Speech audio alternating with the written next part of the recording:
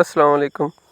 پچھلی ویڈیو میں میں نے آپ کو رایا کی مختلف اقسام کے بارے میں بتایا تھا۔ اسی طرح آج کی ویڈیو میں ہم کینولا کی مختلف اقسام کا جائزہ لیں گے۔ رایا کی طرح کینولا کی اقسام کے بھی دو گروپ ہیں۔ پہلے گروپ میں وہ اقسام شامل ہیں جو حکومت کے ریسرچ اداروں نے بنائی ہیں، اور دوسرے گروپ میں وہ ہائیبرڈ یا ورائٹیز شامل ہیں جو مختلف پرائیویٹ کمپنیاں مہیا کر رہی ہیں۔ تو پہلے حکومت کے ریسرچ اداروں کی ورائٹیز دیکھتے ہیں۔ اس میں پہلے نمبر پر آتا ہے آری کینولا۔ یہ سب سے کم دورانیے والی قسم ہے جو کہ 90 سے لے کے 110 دن کے درمیان پک جاتی ہے۔ اس کی عام طور پر 18 سے 20 من ایوریج آتی ہے، جبکہ اس کی پیداواری صلاحیت 30 من تک ہے۔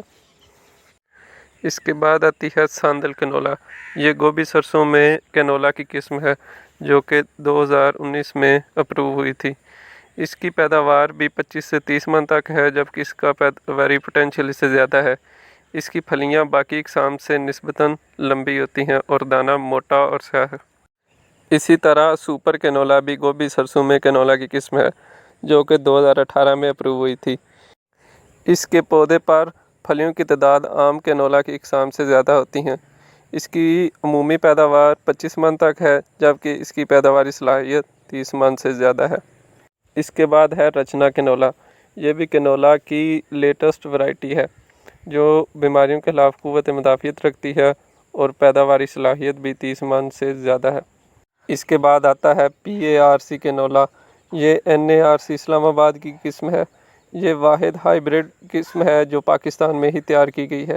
اس کی عام طور پر 18 سے 22 من پیداوار آتی ہے، جبکہ اس کی پیداواری صلاحیت 30 من سے زیادہ ہے۔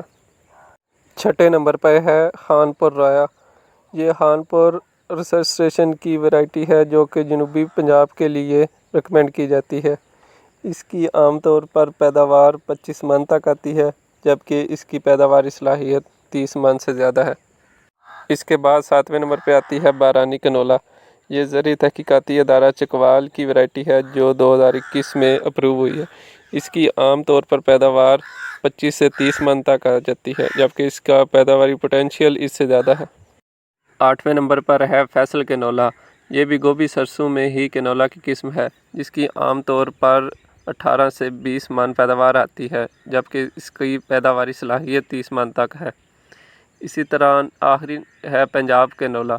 یہ کینولا کی پاکستان میں تیار کی گئی سب سے پہلی قسم ہے جو 2009 میں اپروو ہوئی تھی۔ اس کی پیداوار عام طور پر 18 سے 20 من ہے، جبکہ اس کی پیداواری صلاحیت 30 من تک ہے۔ یہ تو تھا مختلف اقسام کا جائزہ۔ اب ان میں کون سی قسم کاشت کرنی چاہیے؟ اگر تو آپ کم دورانیے والی قسم کاشت کرنا چاہتے ہیں تو اس میں آری کینولا سب سے بہترین آپشن ہے، کیونکہ یہ 90 سے لے کے 110 دن کے درمیان پک کر تیار ہو جاتا ہے۔ اس کے بعد بہاریہ مکئی اور بہاریہ سورج مکھی کی کاشت بھی کی جا سکتی ہے۔ اب دیکھتے ہیں کون کون سی قسم کن کن علاقوں کے لیے موزوں ہے۔ اگر آپ کا تعلق وسطی پنجاب سے ہے تو سپر کینولا سب سے بہترین آپشن ہے، اور اسی طرح اگر آپ کا تعلق پوٹوہار ریجن سے ہے تو بارانی کینولا سب سے بہترین انتخاب ہوگا، اور اگر آپ جنوبی پنجاب میں اس کی کاشت کرنا چاہتے ہیں تو خان پور کینولا سب سے بہترین ورائٹی ہے۔ یہ تھی گورنمنٹ کے ریسرچ اداروں کی سنتھیٹک ورائٹیز، یعنی کہ وہ اقسام جن کو ہم بطور بیج آگے بھی استعمال کر سکتے ہیں۔ اب ہم چند ایک پرائیویٹ کمپنیوں کے ہائیبرڈ اقسام کا بھی جائزہ لیتے ہیں۔ اس میں سب سے زیادہ مشہور اور پیداواری صلاحیت والی ورائٹی ہے ہیولا 401 جو کہ ICI پاکستان لمیٹڈ کی قسم ہے۔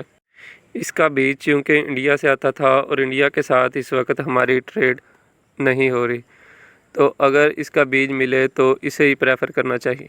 سرٹس کوالٹی سیڈ کی ورائٹی ہے HC021C۔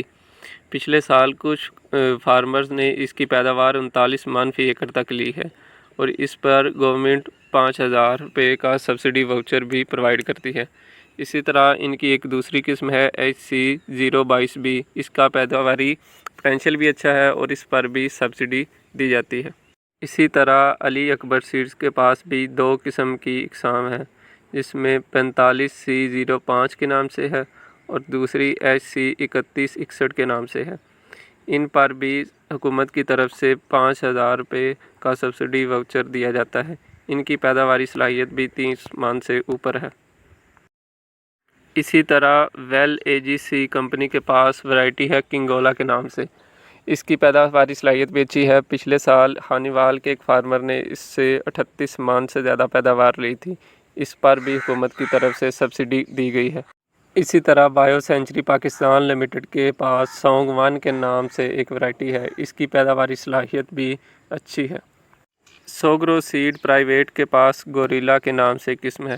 یہ بھی اچھی پیداوار کی حامل قسم ہے۔ اسی طرح رستم کینولا جو رستم سیڈز کی ورائٹی ہے جو کہ جلندھر پرائیویٹ لمیٹڈ مارکیٹ کرتی ہے۔ اس کی پیداواری صلاحیت بھی اچھی ہے اور گورنمنٹ اس پر بھی سبسڈی مہیا کرتی ہے۔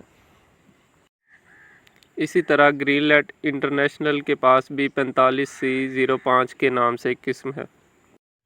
اسی طرح ایک ورائٹی ہے کینولا جو کہ فور بردرز سیڈز کارپوریشن کے پاس ہے۔ اسی طرح دوسری پرائیویٹ سیڈز کمپنیوں کے پاس بھی کینولا کا بیج موجود ہے، لیکن ان میں سے جو مشہور اور بہترین ورائٹیز تھی ان کے بارے میں نے آپ کو بتا دی۔ اب ان ہائیبریڈ میں سے کون سی قسم کاشت کرنی چاہیے؟ اس میں بہترین قسم تو ICI کی ہیولا 401 ہی ہے، لیکن اس کا بیج نہیں مل رہا۔ اس کے علاوہ باقی جتنی بھی ہائیبریڈز ہیں ان کی پیداواری صلاحیت ایک جیسی ہے۔ اگر ہم ان کی اچھی کیئر یا مینجمنٹ کریں تو ان سے بھی ہم 30 من تک پیداوار آسانی سے لے سکتے ہیں۔